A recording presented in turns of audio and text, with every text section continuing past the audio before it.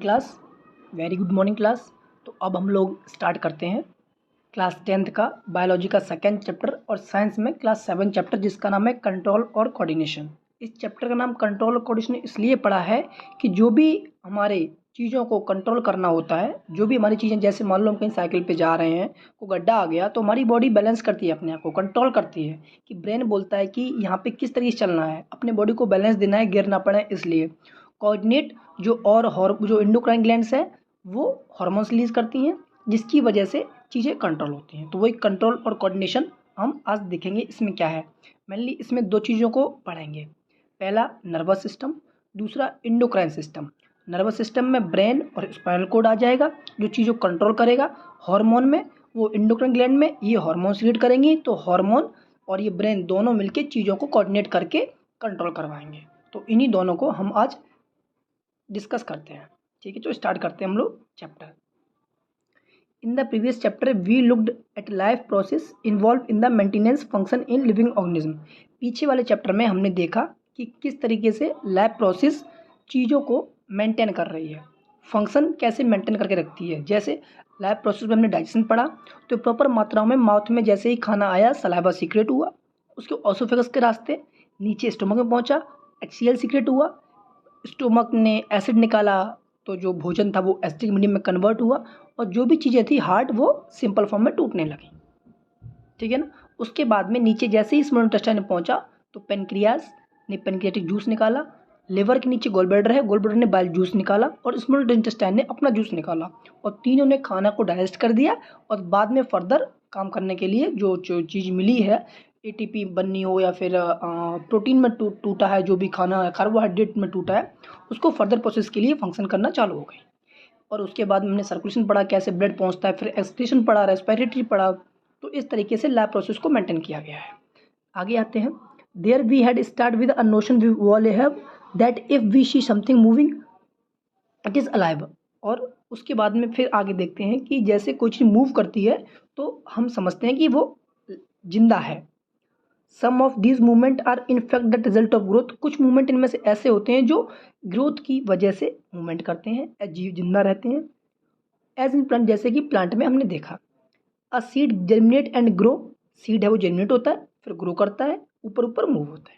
And we can see that the seedling move over the course of few days. और कुछ दिन बाद वो सीड है ऊपर मूव करने लगता है। It push soil aside and comes out. और सॉइल को असाइड मतलब पीछे अगर छोड़ता है और बाहर निकल आता है। But if it is growth word stop, अगर ये स्टॉप हो जाए growth, this movement would not happen. तो अगर अगर ग्रोथ ही प्लांट में स्टॉप हो जाएगी तो ये मूवमेंट नहीं करेगा। Some movement in many animal and some plant are not connected with growth. कुछ मूवमेंट ऐसे होते हैं जो एनिमल और प्लांट में ग्रोथ से कनेक्ट नहीं किए जा सकते हैं। जैसे एक कैट रनिंग, एक बिल्ली दौड़ती है, बच्चे झूला झूलते हैं, बुफेलो अपना खाना चबाती है। ये सब मूवमेंट है वो ग्रोथ की वजह से नहीं होते हैं। तो फिर किसकी वजह से होते हैं, देखते हैं। Why do we associate such visual movement with life. ऐसा क्यों है। अब पॉसिबल आंसर, जो पॉसिबल आंसर हो सकता है वो कहना है रेस्पॉन्स। एक रेस्पॉन्स ऐसा वर्ड है जो अलाइव चीज़ को बताता है कि ये चीज़ जिंदा है। तो वो रेस्पॉन्स क्यों होता है वो देखते हैं। वो रेस्पॉन्स इसलिए होता है जो हमारा एनवायरनमेंट है उसमें क्या है, चेंजेस दिखाई पड़ेंगे। वही है changes in the environment of an organism. तो कैट रनिंग में भी कैट शायद इसलिए दौड़ी हो क्योंकि उसको माउस दिखाओ तो मूव की हो। नॉट ओनली दैट, और भी हो सकते हैं, यही नहीं। We also think movement is attempt by living organism to use change in their environment to their advantage. मतलब मूवमेंट इसलिए भी हो सकता है कि जो भी इन्वायरमेंट में चेंज हुआ है, जो लिविंग ऑर्गेनिज्म मूव किया है, उसे कुछ एडवांटेज चाहिए हो, कोई फ़ायदा दिख रहा हो इसलिए मूव किया हो। तो देखते हैं क्या फ़ायदा। बिल्ली को चूहा दिखा तो मूव हुआ। Plant grow out in the sunshine. कुछ होते हैं कि सूरज जैसे निकलता है वैसे प्लांट ग्रो करते हैं। Children try to please it. Children को क्या चाहिए है, एक सुकून चाहिए है, इसलिए शायद वो झूला स्विंगिंग कर रहा हो, झूला झूल रहा हो, फन के लिए झूल रहा हो। फैलो खाना चबाती है क्योंकि उसका जो टफ खाना है वो इजीली डाइजेस्ट हो जाए अच्छी तरीके से, है ना।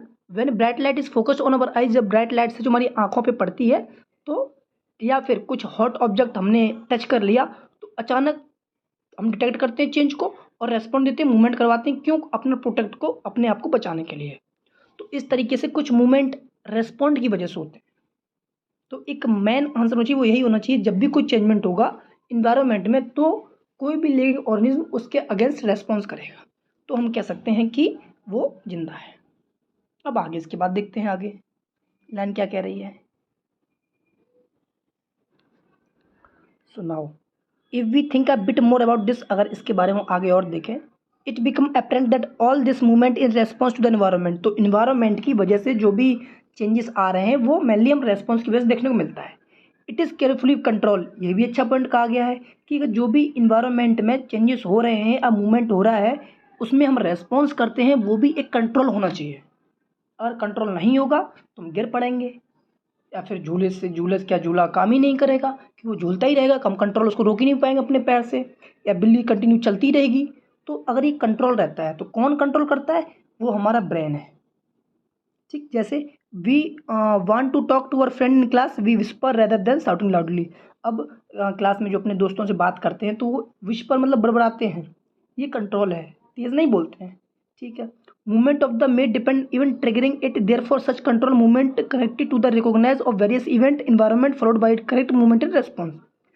अब जो कुछ भी हमने इन्वायरमेंट में चेंजमेंट हुआ उसको देखा, ये सब एक कंट्रोल में है, हर चीज़ कंट्रोल में होती है, एक सिस्टम प्रोवाइड किया गया है इन सब चीज़ों को कंट्रोल करने के लिए। जो रेस्पॉन्स होगा कंट्रोल में होगा, मूवमेंट होगा कंट्रोल में होगा, तो वो सिस्टम कंट्रोल वाला है, वो यही है जिसमें पीछे बताया हमने ब्रेन पढ़ेंगे और एंडोक्राइन सिस्टम पढ़ेंगे।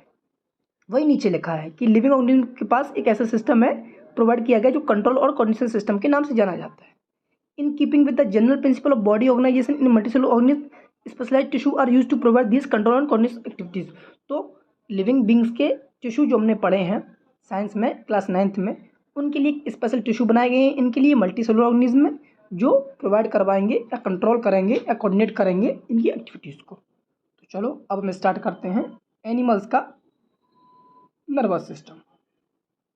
Let's start. 7.1 animal. In animals such control and coordination are provided by nervous system and muscular tissue which we had studied in class 9th। हमने 9th में पढ़ा है कि जो कंट्रोल कोऑर्डिनेशन है ये हमारा न्यूरो नर्वस सिस्टम और मस्कुलर टिश्यू या नर्वस टिश्यू या मस्कुलर टिश्यू दोनों मिलके कंट्रोल और कोऑर्डिनेट करते हैं अपने रेस्पॉन्स को, अपने चेंजमेंट को, अपने मूवमेंट को। जैसे आगे देखते हैं, जैसे इसमें दिया गया है ये चीज़, तो टचिंग ए हॉट ऑब्जेक्ट, हमने कोई गर्म ऑब्जेक्ट टच किया। Urgent and dangerous situation for us, हमको अचानक लगता है कि कुछ समस्या यहाँ पे है, हमारा ब्रेन डिटेक्ट करता है और रिस्पॉन्ड करता है और वहाँ से तुरंत हाथ पर जो भी टच हुआ है वो हटा लेता है। How do we detect that we are touching a hot object, हमको कैसे पता चलता है कि ये हमने टच किया, हमको गर्म लगा, क्या फील हुआ, तो ये कौन करता है, तो वही पढ़ते हैं। All information from our environment is detected by the specialised tips of the some nerve cell. अब जो भी इन्वायरमेंट में ये गर्म चीज़ हमने छुई है ये हमारी डिटेक्ट हुई है, तो कौन, एक स्पेशलाइज्ड टिप्स होते हैं, एक नर्व सेल है, ये है एक नर्व सेल है एक तरीके से, कौन है, नर्व सेल। इसकी यही खासियत होती है जो कुछ भी इन्वायरमेंट में हो रहा है हमारे साथ, या वो हॉट ऑब्जेक्ट टच हुआ हो या कोई सुई चुभी हो या किसी ने हाथ रख दिया, तो तुरंत फील होता है कि समथिंग इज़ देयर, तो वो कौन है, नर्व सेल। नर्व सेल के अंदर यही खासियत होती है कि ये तुरंत चीज़ों को डिटेक्ट कर लेती हैं, और फिर कुछ रिसेप्टर होते हैं वो सेंस ऑर्गन से पहुंच के सीधे ब्रेन तक पहुंचाती हैं, फिर कंट्रोल की जाती है। अब उसको आगे देखते हैं कहाँ पे है। These receptor are usually located in our sense organ, जो रिसेप्टर कहाँ कहाँ होंगे, सेंस ऑर्गन, उसमें कौन से सेंस ऑर्गन है, इनर ईयर, नोज, टंग और भी चीज़ें हैं। Gastric receptor will detect the taste, जो गैस्ट्री रिसेप्टर है वो टेस्ट को डिटेक्ट करेंगे, जो ऑल्फैक्टरी रिसेप्टर है ये स्मेल को डिटेक्ट करेंगे। मतलब कहीं भी कोई भी कुछ चीज़ जलती है या बनता है तो तुरंत हमें पता चल जाता है कि समथिंग इज कुकिंग या समथिंग इज देयर। तो वो कैसे फील होता है, तो वो कौन से रिसेप्टर है, गैस्ट्री रिसेप्शन, जो टेस्ट को डिटेक्ट करते हैं और स्मेल को डिटेक्ट, और स्मेल कौन करते हैं, ऑल्फैक्टरी। फिर देख लो जो GUSTATURY गैस्ट्रेटरी है, ये हमारे टेस्ट को डिटेक्ट करेंगे कि कैसा क्या बना है, क्या चीज़ें हैं। और जो क्या कहते हैं दूसरा है ऑल्फैक्टरी, जो ऑल्फैक्टरी है ये हमारे किसको, स्मेल को डिटेक्ट करेंगे। ये नर्व सेल होती हैं। आगे देखते हैं, this information acquired at end of dendrite tips of the nerve cell. ये चीज़ कहाँ मिलेंगी? तो वो ये है, ये डेंड्राइट है, इनके टिप्स पे इस तरीके से जो नर्व सेल है वो प्रेजेंट रहती हैं और चीज़ों को डिटेक्ट करती हैं। ठीक है, end of dendrite tips of nerve cell figure वही 1 में है। Set off a chemical reaction that create electric impulse, this impulse travel from the dendrite to the cell body. मतलब जो डेंड्राइट की टिप्स है जो इस तरीके से ये निकली हैं यहाँ पे, और दूसरी ये इस जगह पे, इन दोनों के बीच में यहाँ पे क्या रहता है, इलेक्ट्रिकल इम्पल्स जनरेट होता है। जैसे ही इलेक्ट्रिकल इम्पल्स होगा केमिकल रिएक्शंस होंगी, वैसे ही डेंड्राइट से सेल बॉडी तक, ये बोल रहा है कि डेंड्राइट है, ये डेंड्राइट थी हमारी, तो डेंड्राइट से सीधी सेल बॉडी में आएगा, सेल बॉडी में आया, उसके बाद में and then along the axon to its end. At the end of axon, the electrical impulse set of release of some chemical. This chemical cross the gap synapses and start similar electric impulse and dendrite to the next neuron. This is generally scheme of how nerve impulse travel in the body. मतलब यहाँ एक question आता है कि किस तरीके से message travel करते हैं, उसकी बात कह रहा है। यहाँ पे डेंड्राइट की टिप्स पे कोई मैसेज आया, इसने सेल बॉडी पहुँचाया, यहाँ एक्सोन के रास्ते नर्व एंडिंग के पास पहुँचा, यहाँ पे दूसरी नर्व सेल होगी वहाँ पे कनेक्ट हुआ, फिर तीसरी वाली होगी, यहाँ जहाँ ये कनेक्ट होता है ना, इस जगह पे दूसरी जो कनेक्ट है, यहाँ पे केमिकल रिएक्शंस होती हैं कि कुछ आया, जैसे ही केमिकल रिएक्शन हुआ सिनेप्सिस के बीच में, और वैसे ही मैसेज हमारा पहुँच गया आगे की नर्व सेल में, फिर और आगे की नर्व सेल में, फिर और आगे की नर्व सेल में, और लास्ट में ब्रेन तक पहुँच गया, और ब्रेन ने मैसेज किया कि क्या चीज़ थी, क्या टच था, क्या हॉट था, क्या गर्म था, क्या कोल्ड था। इस तरीके से हमारा जो नर्वस सिस्टम है वो हेल्प करता है चीज़ों में, मतलब किस तरीके से नर्व इम्पल्स है वो ट्रैवल करती है एक बॉडी में। तो फिर देखो पॉइंट से सुनो, डेंड्राइट टिप्स पे केमिकल रिएक्शन हुई, इलेक्ट्रिक इम्पल्स जनरेट हुआ, इतना कंफर्म हो गया। फिर पॉइंट देखो, आगे बढ़ते हैं। डेंड्राइट था, सेल बॉडी तक पहुंचा, एंड ऑफ एक्सोन तक गया, यहाँ पे कुछ केमिकल्स रिलीज हुए, जैसे ही केमिकल रिलीज हुए सिनेप्सिस के पास में, तो फिर वहाँ इलेक्ट्रिक इम्पल्स जनरेट हुई, फिर नेक्स्ट डेंड्राइट था उसके पास पहुँचा, और इस तरीके से नर्व इम्पल्स ने ब्रेन तक हमारे मैसेज भेज दिया। Dendrite, cell body, end of axon, chemical छोड़ा गया सिनेप्सिस के पास में, और फिर इलेक्ट्रिकल इम्पल्स जनरेट हुआ और डेंड्राइट तक, नेक्स्ट डेंड्राइट तक पहुंचा, फिर मान लो इसी तरीके से हो गया। देखो जैसे ये हमारा सेल बॉडी, ये एक्सोन है और ये एंडिंग है, और ये डेंड्राइट्स है यहाँ पे, फिर यहाँ पे इसके डेंड्राइट दूसरे होंगे, ये सेल बॉडी रही, ये एक्सोन रहे। इस तरीके से यहाँ मैसेज आया, पहले यहाँ से इसके पास पहुँचा, फिर यहाँ गया, फिर यहाँ, इस तरीके से पूरे बॉडी में जो नर्व का मैसेज है वो पहुँच जाता है। ठीक है, आगे देखते हैं। Similarly synapses finally allow the delivery of such impulse from neuron to other cell such a muscle cell और ग्लैंड्स। तो इस तरीके से जो मैसेज है वो इलेक्ट्रिकल इम्पल्स के जरिए न्यूरॉन से लेकर दूसरे सेल तक पहुँचती हैं, जैसे मसल सेल हुई या ग्लैंड सेल हुई। It is thus no surprise that nervous system is made up of organised network of nerve cell और न्यूरॉन्स। ये कोई सरप्राइज वाली बात नहीं है कि नर्वस टिश्यू क्या कहते हैं, नर्व सेल से मिलकर बनती है और न्यूरॉन से मिलकर बनती हैं। And is specialise for conducting information by electric impulse from one part to body to another.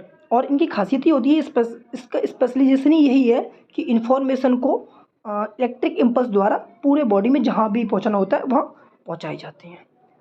And identify the part of neuron, 7.1 में बोला गया किस तरीके से आइडेंटिफाई होते हैं।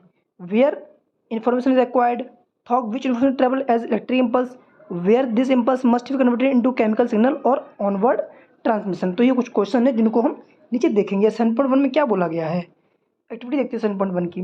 Put sugar in mouth, in our mouth, कुछ चीनी अपने माउथ रख देते हैं। हाउ डज इट टेस्ट, सीधी बात मीठी टेस्ट होगा। Block your knows by pressing it between your thumb and index finger, मतलब अपनी नोज को ब्लॉक करने के लिए कह रहा है। अब आप चीनी खाओ। Is the difference in taste, होना चाहिए। While eating lunch, block your nose in same way, notice if you can fully appreciate the taste of food you are eating. ये एक्टिविटी आप लोग करके देखना। फिर नीचे देखते हैं इसका आंसर क्या कहता है। Is the difference how sugar and food taste if your nose is block, question mark. If show why might this happen, तो ऐसा अगर चेंजमेंट हुआ तो क्यों हुआ। Read and talk about possible explanation in this kind of difference, do come across similar situation when you have cold. सही बात है, सेम ऐसी सिचुएशन को कोल्ड से बोल दिया, जब हमें जुकाम होता है, नाक बहती रहती है, तो हमको टेस्ट का स्वाद नहीं आता है, तो उस समय जो हमारे वो स्मेल वाले ऑल्फैक्टरी हैं वो क्या होते हैं, ब्लॉक हो जाती है नर्व सेल। नेक्स्ट देखते हैं what happen in reflex action. अब रेफ्लेक्स एक्शन क्या है, रेफ्लेक्स एक्शन मतलब जब कोई चीज टच होती है अचानक हम हाथ उठा लेते हैं, किसी ने कोई चीज़ चुभाई तो किसी के मुंह से आवाज़ निकलती है। रिफ्लेक्स मतलब क्या रिफ्लेक्स एक्शन होता है, क्यों वहाँ से हाथ उठा लेते हैं, तो ये कैसे होता है, इन चीज़ों को हम आगे वाली वीडियो में यानी जो नेक्स्ट पार्ट होगा उसमें देखेंगे। ये देखो फिर भी एग्जांपल से कैसे समझेंगे। ये कोई हॉट चीज़ थी, यहाँ पे जैसे इस इंसान ने हाथ लगाया, इसको हीट लगा और तुरंत इसने हाथ उठा लिया, ऐसा क्यों हुआ और कैसे हुआ, ये सब हम नेक्स्ट पार्ट में कवर करेंगे। उसके बाद ब्रेन पढ़ेंगे। तब तक के लिए थैंक यू क्लास।